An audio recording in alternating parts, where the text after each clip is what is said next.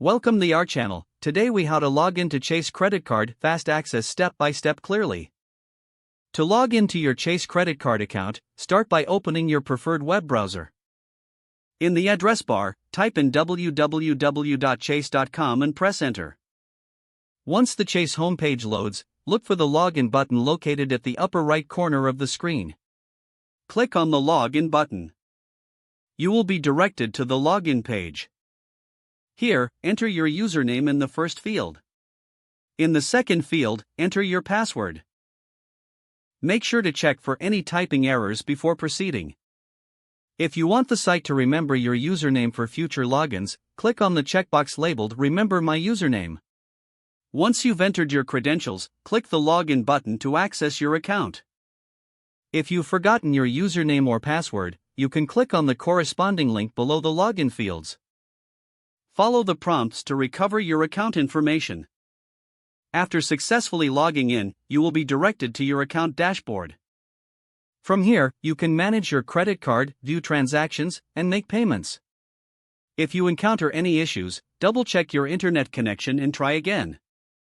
Always ensure that you are using the official Chase website for your security. And that's how you log into your Chase credit card account for fast access.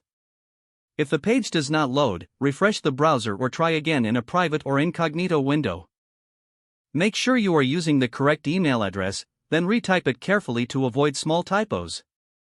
If your password is not accepted, use the reset option and create a new strong password you can remember.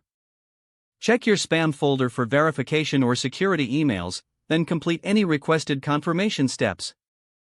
Enable two-factor authentication if available to improve account security and reduce unauthorized access risk.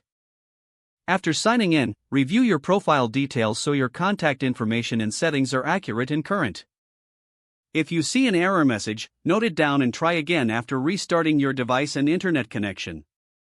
Log out when you finish, especially on shared devices, to keep your account and payment information secure.